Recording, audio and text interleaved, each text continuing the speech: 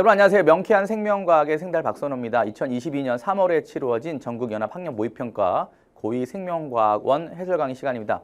자, 사실은 이제 생명과학원이라고 과목명이 나왔지만 한 70%는 고등학교 1학년 때 배웠던 통합과학에서 생명과학 내용만 추출을 해가지고 냈고요. 나머지 한 3-4문제만 생명과학원의 앞부분에서만 냈죠. 예. 자, 우리 차근차근히 풀어보겠습니다. 1번부터.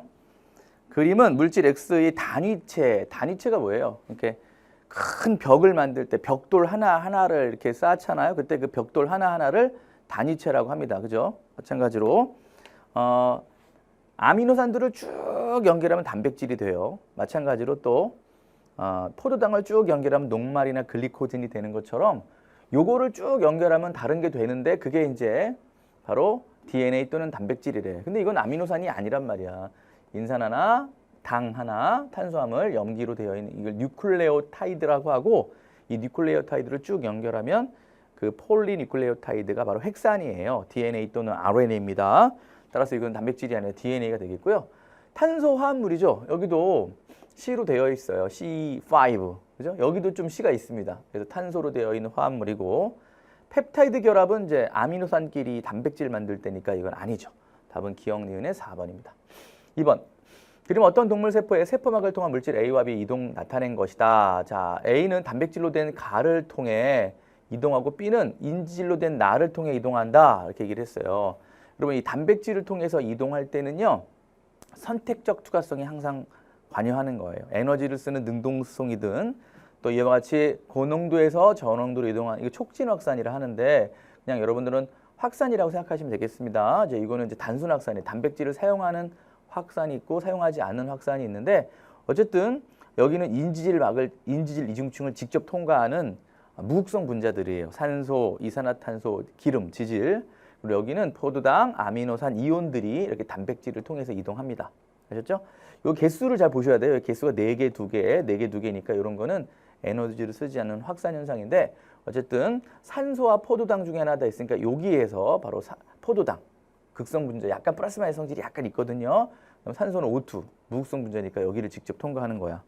따라서 B는 포도당이다. 아니죠. A가 포도당이고 가를 통한 물질 이동은 선택적으로 일어난다. 바로 이 단백질이 포도당 이동하는 단백질이다. 그럼 포도당만 이동하지 아미노산이나 또는 이온 나트륨이나 칼륨을 이동시키지 못해요. 그래서 또 나트륨 통로다. 그럼 나트륨만 움직이지 칼륨은 또 움직이지 못하는 그런 선택적 이동성이 있어요.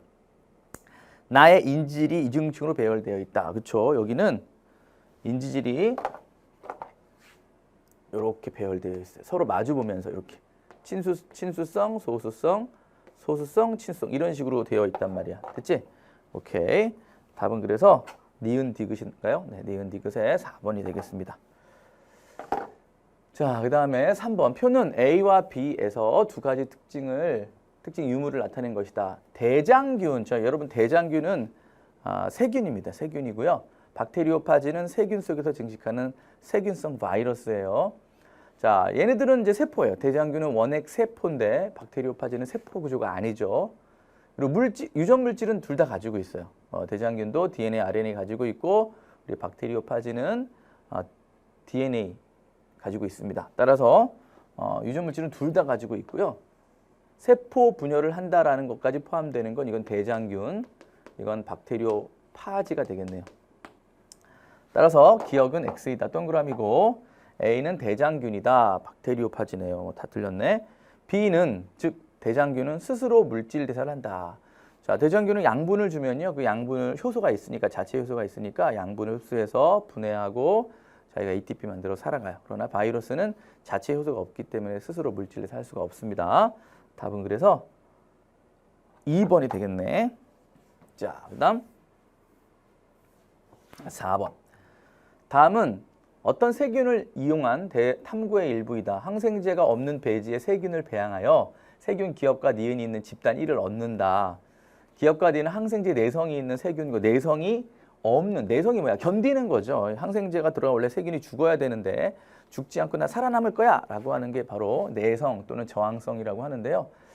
1회 항생제를 처리할 때 일부만 살아남았다. 그럼 살아남은 애들이 내성이 있는 거고 이렇게 죽어간 애들이 내성이 없는 거죠. 그래서 얘네들을 다시 배양했더니 엄청 늘어났으면 얘네들은 항생제에 대한 내성을 많이 갖고 있는 애들이고 여기서는 항생제에 내성이 없던 기억 애들도 있었던 거지. 자, 기억은 항생제 내성이 있는 세균이다. 아니죠. 근데 왜 죽었어요? 여기서 다 죽어버렸잖아요. 그죠? 니은이 지금 내성이 있는 거죠. 1에는 항생제 내성에 대한 변이가 있다. 자, 여러분 여기서 변이라는 단어 밑줄 그어. 변이라는 말은 그냥 다양성을 얘기하는 거야. 여러 가지. 다시. 변이라는 말은 여러 가지 개체의 특징을 갖고 있는 여러 가지 개체들 이런 뜻이야. 형질의 다양성. 이게 변입니다. 그러니까 내성이 없는 애도 있고 있는 애도 있고 다양하잖아요. 그게 변이에요. 돌연변이하고 다른 거야. 돌연변이하고 다른 거야. 변이라는 건 다양한 정도를 얘기하는 거야. 다양한 정도가 있었잖아. 그지? 항생제 내성이 있는 세균의 비율은 1에서는 2, 4, 6, 8마리 중에 2마리였지만 여긴 대부분이잖아. 그러니까 1, 2, 2보다 낮겠죠. 답은 니은밖에 안 맞네요. 2번입니다. 됐죠? 자, 그 다음 5번. 그림은 생태계 A와 B의 먹이 관계를 나타낸 것이다. 생물 다양성은 B가 A보다 높다. 이건 사실은 판단도 하셔야 돼요. 여러분 이렇게 복잡할수록 다양성이 더 높습니다. 자, A에서 메뚜기는 2차 소비자이다 그랬는데 여기 벼가 생산자, 메뚜기가 1차 소비자, 개구리가 2차 소비자.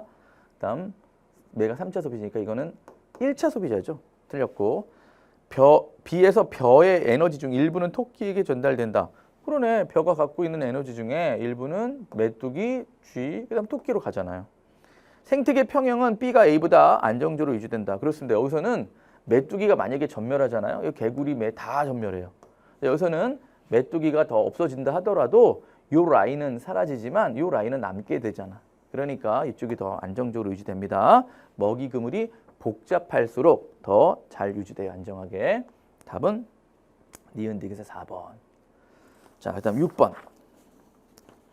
다음은 사람에게서 다양한 눈동자의 색깔이 나타나는 과정이다. 유전자 A로부터 멜라닌 합성 요소가 생성된다. 멜라닌 합성 요소에 의해 멜라닌이 합성된다. 멜라닌의 양에 따라 다양한 눈동자의 색깔이 나타난다. 자, 핵에 A가 있다. 자, 여러분 유전자는요. 분명히 핵 속에 존재하는 거예요. 세포에 핵이 있고 핵 속에 DNA가 있습니다. A의 멜라닌 합성 요소의 유전 정보가 있다. 네, 그 유전자에는 멜라닌 합성 효소, 바로 이런 거 붙여서 멜라닌이라는 물질을 만들어줘라고 하는 그런 효소의 어떤 유전 정보가 들어있죠. 네, 그거 가지고 만드는 겁니다. 유전 정보는 결국은 단백질 합성 정보예요. 아미노산 순서를 결정하는 거예요. 그 다음 기억은 번역이다. 이거 조심해야 되겠네. 유전자에는 당연히 합성 효소의 유전 정보가 들어있는 거고 그걸 RNA로 전사하고 그 다음 핵으로 나와서 리보솜에서 단백질을 만들어내는 과정을 번역이라고 합니다. 그런데 여긴 잘 보면 멜라닌 합성 효소에 의해 멜라닌이 합성됩니다. 그건 그냥 효소의 작용이야. 다시 한번 DNA로부터 만들어진 RNA를 가지고 리보솜이 단백질, 멜라닌 합성 효소를 합성한다. 그게 번역이에요. 해독 또는 번역이라고 하죠. 그런데 그렇게 효소를 만들고 나서 효소가 자기 기능을 했다라는 것밖에 안 돼. 이거는 형질 발현이야. 일종의 자기의 능력을 발휘했다 이런 얘기고요. 번역은 리보솜에서 단백질 만드는 과정이니까 적절하지 않습니다. 답은 3번. 7번. 그림은 생물 다양성 세 가지 의미를 나타낸 것이다. A와 B는 각각 생태계의 다양성과 유전적 다양성 중에 하나다. 여기 보면 쥐들이 있는데 가지각색의 유전자, 이게 염색체 그린 것 같아요. 그죠? 가지각색 유전자가 있다는 거고 이건 여러 종이 산다. 그럼 이게 이제 생태계 다양성이네. 같은 종의 얼룩말에서 줄무늬가 다양하게 나타나는 것은 같은 종이었는데 다양한 유전자가 있었기 때문이니까 유전적 다양성이죠. 그 다음 A가 높은 종은 환경이 급격하게 변하거나 전염병이 생겼을 때 자, 여러분 종이 여러 종이 있다고 해봐. 그러면 멸종될 가능성이 높아 낮아? 낮죠. 여러 종이 있어야지 살아남을 수가 있는 거야. 괜히 이게 라임으로 높으면 높아 이렇게 하지 말고 바로 종 다양성이 높으면 멸종 가능성은 낮아지는 거야. 여러 종이 있으면 살아남는 종들이 분명히 생기니까. 뭐야 이거 다 틀렸냐? 다 틀렸네요. B는 생태계 다양성이다. D급밖에 안 맞네요. 답은 2번입니다. 자, 8번.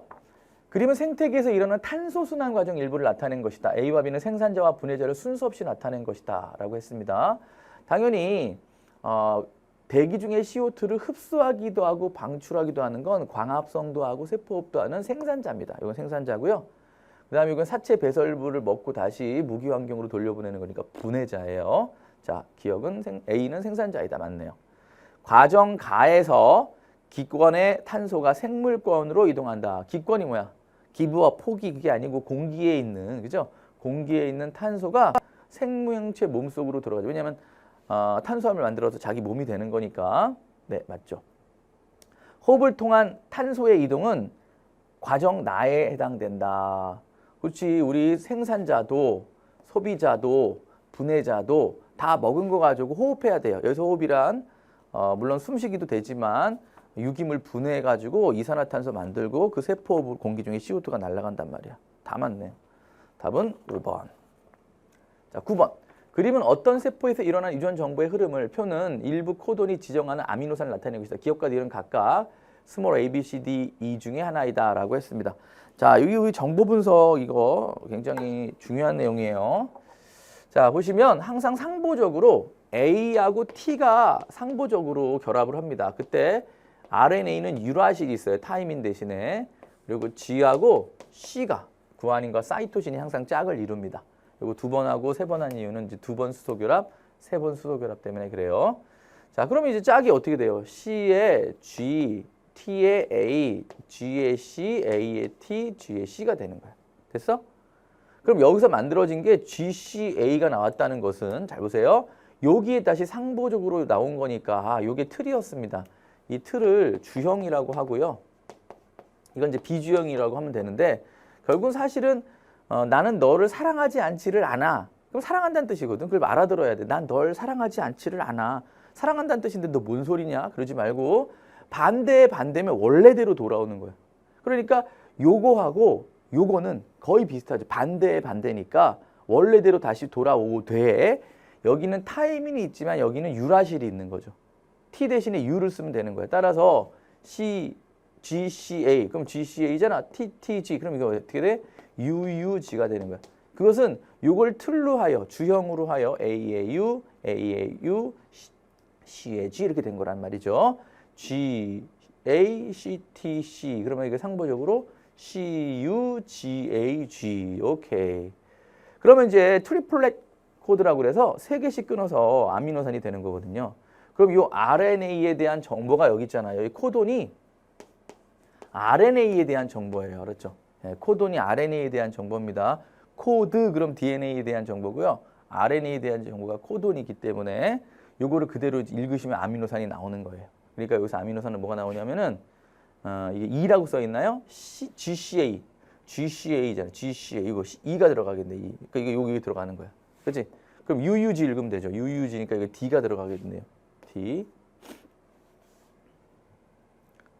류신일 텐데 뭐 여기서 이제 아미노산 이름을 뺐어요. 그다음 니은은 CUG. 그러니까 CUG니까 CUG면 이걸 읽으시면 돼요. CUG. 이것도 똑같이 D네. 그죠? 얘도 이 아미노산, 얘도 이 아미노산 이럴 수 있어요. 겹칠 수 있습니다. 그다음 AGC는 여기 있잖아요. B 맞잖아. 오케이. 자, 따라서 가에서 구안인의 수는 1이다. 자, 여기서 구안인 한 개 있네요. 오케이. 나는 TTG, UUG죠. 왜냐면 RNA는 T가 없습니다. 니은은 D다. 그렇습니다. 기억도 D고요. 니은도 D예요. 기억도 D고 니은도 D요. 그랬으면 조금 더 까다로웠을 텐데. 왜 둘 다 니은이지? 그럴 수 D지? 그럴 수 있죠. 답은 기억 디귿입니다. 기억 디귿. 답이 3번인가요? 네. 자, 그다음 10번. 다음은 생태계 구성 요소 사이의 상호 관계를 나타낸 것이다. 지렁이는 토양성 무기물의 양을 증가시킨다. 그러니까 생명체가 비생물적 요인에 영향을 준 거예요. 식물의 광합성으로 습속 공기의 산소 농도가 높아져. 이것도 마찬가지네. 식물이 광합성을 해서 산소 농도를 높였으니까 이것도 생물적 요소가 비생물적 요인에 영향을 준 거죠. 기억은 세포로 구성된다. 그렇죠? 동물이에요. 여러분 지렁이도 동물이에요. 되게 작게 생겼고 뭐 하찮게 보이지만 아주 고도로 진화된 동물입니다. 지렁이도 세포로 되어 있죠. 니은의 효소가 이용된다. 그렇죠? 광합성, 뭐 세포 모두 물질 대사예요. 그러니까 효소가 필요하죠. 가와 나 모두 생물적 요인이 비생물적 요인에 영향을 미치는 예이죠. 그죠? 지렁이가 토양의 무기물의 양에 영향을 주고 식물이 광합성을 해서 산소 농도예요. 그렇죠. 답은 5번입니다. 자, 11번. 그림과는 중생대와 지질시대 기역과 니은의 길이를 나는 기역과 니은 중에 번성. 아, 이거 무슨 어떻게 좀 이상하게 징그럽나요? 바퀴벌레처럼 생겼죠? 여기 이제 이렇게 어깨처럼 생기지 않았어요? 이렇게 어깨가 있는 것처럼 생겨서 완종류라고 하는 이게 그 유명한 삼엽충입니다. 삼엽충. 삼필갑푸. 그래서 고생대 때 번성했던 표준화석이에요. 지금은 남아있지 않죠. 다 화석만 남아있고요. 그 다음에 그 지질시대의 길이가 당연히 순서대로 선캄브리아대가 제일 길고 그 다음 고생대, 중생대, 신생대인데 여기 보면 중생대 전후로 그치 돼 있으니까 이건 고생대, 이거 신생대 이렇게 해야 돼요. 됐죠? 네, 오케이. 고생대와 신생대 중에 하나라고 했으니까. 자, 기역은 고생대이다. 아니죠. 신생대죠. 최초의 생물은 니은에서 출현하였다. 아니에요. 고생대 때는요. 육상 생물이 굉장히 많이 출현합니다. 이게 자외선을 오존층이 생겨서 차단해 주기 때문에 바다에 있던 생물들이 이제 육상으로 올라오고요. 최초의 생명체는 고생대 전 뭐죠? 네, 선캄브리아대 때 바다에서 생깁니다. 틀렸어요. 다 틀렸네요. 니은에 형성된 지층에 나가 발견된다. 그렇습니다. 이 삼엽충은 고생대 표준화석이기 때문에 고생대 때 생긴 지층에 얘네들의 모양이 남아있단 말이에요. 됐죠? 답은 그래서 2번이에요. 자, 그 다음 12번. 다음은 당뇨병 진단에 대한 자료이다.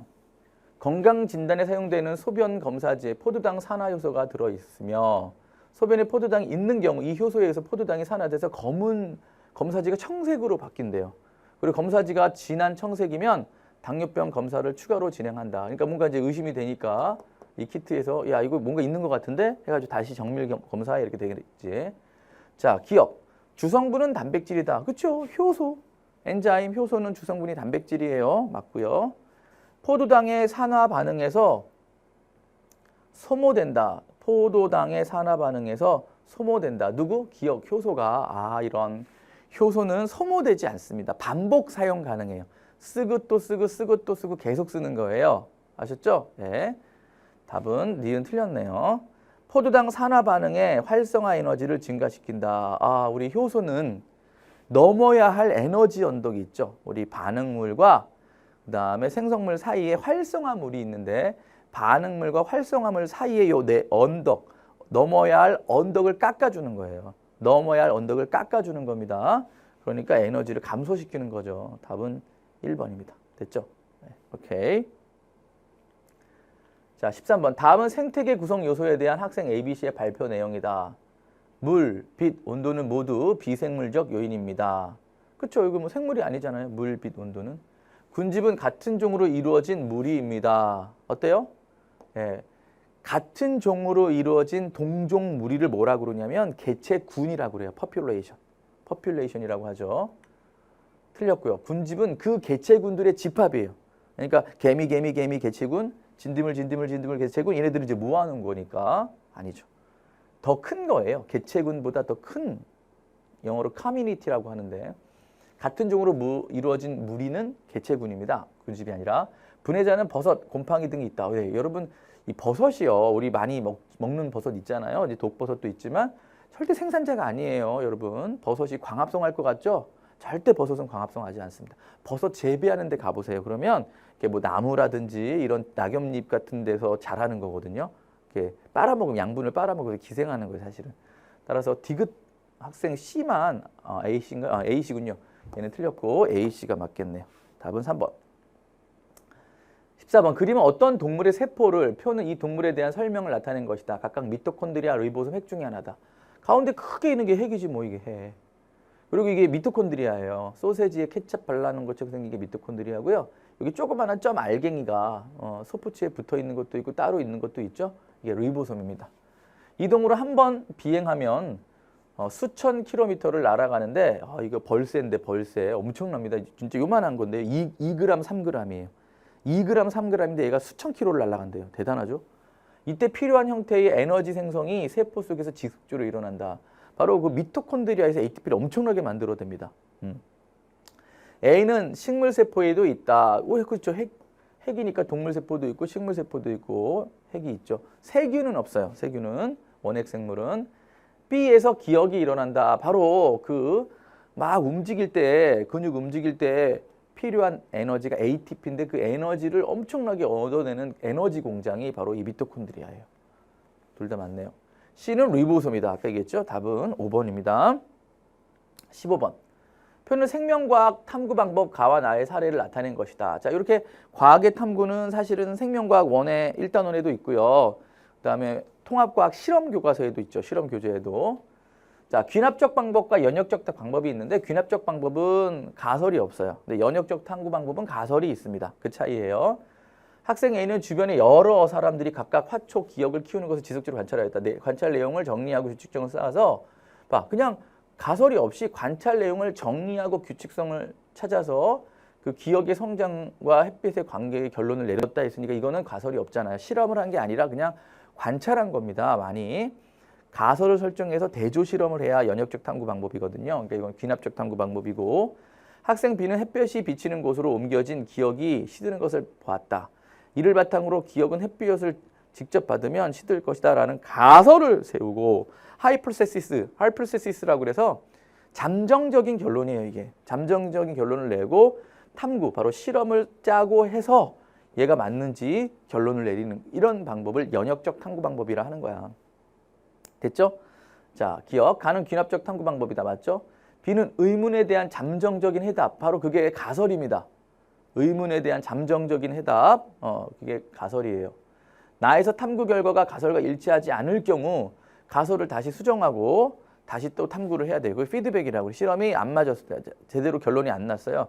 그럼 다시 다른 가설을 사용해서 다시 또 실험을 해야죠. 피드백 실험을 해야 됩니다. 답은 5번입니다. 16번. 그림은 기린의 진화에 대한 수업의 한 장면을 나타낸 것이다. 가나다는 자연 선택에 의한 기린의 진화 과정을 순서 없이 나타낸 것입니다. 하고 선생님이 얘기하나 봐요. 자, 그럴 때 목이 긴 기린만 살아남아 자손을 남긴다. 거의 끝인데 이거는 이제 적합한 놈이 살아남았다. 그다음 목의 길이가 서로 다른 기린이 출현했다. 개체 변이의 출현이. 목이 다양하죠. 길이가. 여기 목이 큰 것만 남았고 목의 길이가 서로 다른 개체 사이에 생존 경쟁이 일어났다. 왜냐면 이제 밑에 거 다 따먹고 위에 거 따먹고 싶어가지고 하는 얘는 이제 못 따먹으니까 굶어 죽었다. 여기 죽은 거 있는 한 마리. 네, 못 봤어요. 여기 뭐가 있네. 여러분도 잘 못 봤죠? 여기 지금 사체네요. 죽었네요. 어쨌든 그러니까 이거 순서대로 하면 어떻게 돼요? 얘가 먼저죠. 다양한 개체 변이가 나타났다. 그 다음에 생존 경쟁을 합니다. 그래서 적지 않은 생존하고 이제 도태됩니다. 그래서 결국 목이 긴 기린만 이거 누구죠? 네, 다윈의 자연 선택설 얘기입니다. 다윈의 자연 선택설 얘기고요. 순서대로 하면 다 갑니다. 됐죠? 자, 다윈은 기억에 의한 진화론을 주장하였다. 이게 바로 자연 선택설이야. 다에서 목이 긴 기린이 목이 짧은 기린보다 생존에 유리해서 적합해서 살아남는 거야. 적자 생존이라 그래. The fittest. fit 그럼 FIT 적합하다. The fittest 그러면은 최상급이에요. 제일 잘 맞는 애들이 살아남는 거죠. 진화 순서는 이 내용 순서는 가서도 다 맞죠. 네, 답은 기억니은 딕스 5번입니다.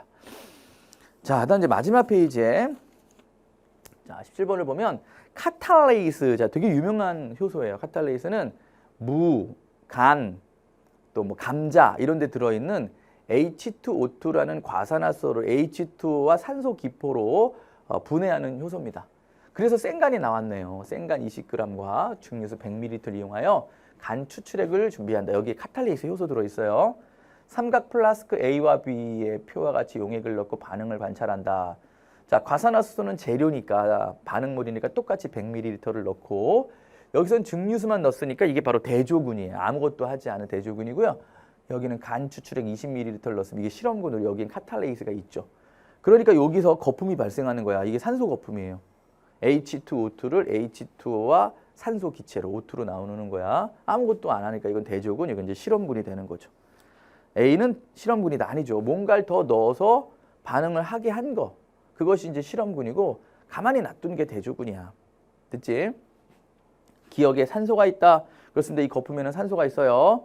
H2O2가 분해돼서 만들어진 O2. 그다음 반응이 끝난 후 과산화수소의 양은 B가 A보다 적다. 그렇죠. 분해됐으니까 이게 반응물이니까 이 반응물은 그대로 100ml가 남아있을 것이고 여기는 일부가 분해됐으니까. 그치? 오케이. 답은 니은 디귿. 답은 4번입니다. 18번. 그림가는 어떤 식물에서 얻은 세포의 모습을 나와 다는 각각 이 식물의 세포를 증류수와 20% 소금물 중 하나에 넣고 일정 시간이 지났을 때의 모습을 나타낸 것이다. A와 B는 세포막과 세포벽을 순서 없이 나타낸 것이다. 자, 여기 세포벽이고요. 이게 세포막이에요. 벽이 더 밖에 있습니다. 알았죠? 막이 안쪽에 있고요.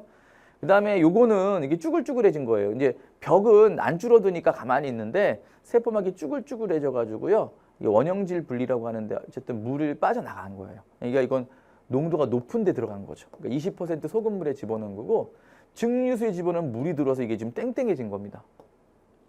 A는 세포벽이다. 네, 밖에 있는 게 세포벽이 안쪽에 있는 게 세포막이에요. 나는 식물 세포를 증류수에 넣은 모습이다. 아니죠. 20% 소금물에 넣은 것이고 이게 증류수에 넣은 모습입니다. 가의 식물 세포를 20% 소금물에 넣으면 세포 안에서 밖으로 물이 빠져나갑니다. 삼투 현상 때문에 농도가 높은 쪽으로 물이 빠져나가는 삼투 현상 때문에. 그래서 우리 배추 김장할 때 소금에 절이잖아요. 그럼 물이 막 빠져나가서 배추가 나중에 이따만한 게 막 요만해지잖아. 그치? 그게 이제 이런 거 이용하는 거야. 답은 기억 디귿의 3번입니다. 19번. 다음은 사막 여우와 끈끈이 주걱에 대한 자료이다. 더운 지역에 사는 사막 여우는 열 방출에 효과적인 큰 귀를 가지고 그러니까 더위 잘 극복하죠. 거기 적응한 거예요. 귀 작고 그러면 더워서 못 살아. 그지? 막 열을 날리는 거야. 적응과 진하겠죠. 식충식물인 끈끈이 주걱은 잎에 있는 털에 곤충이 접촉하면 털을 구부러뜨린다. 뭔가 건드리니까 쭉 구부려. 그러면 자극의 반응이지 이게. 건드렸더니 확 구부려서 이제 잡아먹으려고 하는 건데 그게 자극에 대한 반응이라고 봐야 되지 않겠어요? 답은 1번입니다. 20번. 다음은 어떤 과학자가 수행한 탐구의 일부를 순서 없이 나타낸 것이다. 푸른 곰팡이를 접종한 배지에는 대장균이 증식하지 않고 푸른 곰팡이를 접종하지 않은 배지에서는 대장균이 증식하였다. 플레밍이 1928년에 했던 바로 페니실린 발견하려고 했던 그 실험이거든요. 푸른 곰팡이가 대장균의 증식을 억제할 것이다 라고 생각하였다. 이게 이제 가설이죠. 대장균이 배양되고 있는 두 개의 배지 중 하나에만 푸른 곰팡이를 접종하였다. 이 실험한 거네요. 대장균이 배양된 배지에 우연히 발생한 푸른 곰팡이 주변에는 대장균이 증식하지 않는 것을 관찰하고 의문이 생겼다. 이게 관찰 및 의문 제기니까 이게 제일 먼저네. 그치? 라가 제일 먼저고요. 그 다음에 가설을 설정하고 그 다음에 이렇게 실험을 하고 그 결과가 이렇게 된 거죠. 자, 다해서 대조 실험이 수행되었다. 그렇죠? 하나만 푸른 곰팡이를 접종하고 하나는 푸른 곰팡이를 접종하지 않았으니까 접종한 건 실험군, 접종하지 않은 건 대조군이 됩니다. 가는 라보다 먼저 수용되었다. 이건 지금 결과인데 그렇게 했더니 하나는 증식하지 않았고 하나는 증식하였다. 했으니까 이건 결과야. 결과 실험 결과니까 거의 마지막이야. 틀렸고 푸른 곰팡이의 접종 여부는 종속변인이다. 자, 종속변인은 실험 결과예요. 바로 대장균의 증식 여부. 대장균이 증식했냐 안 했냐가 종속변인이고 이 종속변인의 반대가 독립변인인데 독립변인이 있고 종속변인이 있는데 이 종속변인이 결과예요. 결과. 이게 실험 결과고요. 이 독립변인에는 조작변인이 있고 통제변인이 있습니다. 이 통제변인이 일정하게 해주는 거예요. 나머지 다 일정하게 해주는 거고 바로 요거 조작변인이 주고 안 주고 아주 결정적인 요소죠. 접종을 하고 안 하고 푸른 곰팡이를 접종하고 안 하고는 독립변인 중에 조작변인이에요. 조작변인. 이게 가장 중요한 원인이고 그다음에 이게 결과예요. 결과. 됐죠? 따라서 틀렸네. 그것도. 답은 기억밖에 안 맞아서 답이 1번입니다. 됐죠? 자, 여러분 처음 치루어진 2학년 모의고사 사실 생명과학 원이 아니라 통합과학에서 배웠던 생명과학 내용을 모아서 그리고 한 3-4문제는 생명과학 원에 1단원만 집어넣어놨는데요. 나중에 이제 6월 달에 볼 때는 범위가 세포 분열 정도까지 아마 들어갈 거예요. 그때는 진짜 생명과학을 봅니다. 알았죠? 자, 그럼 6월 달에 또 9월 달에 11월 달에 이렇게 고2들 생명과학 모의고사를 보는데 그때 자세한 해설 강의로 또 뵙도록 하겠습니다. 자, 여러분 이상 명쾌한 생명과학의 생달 박선호였습니다. 여러분, 바이바이.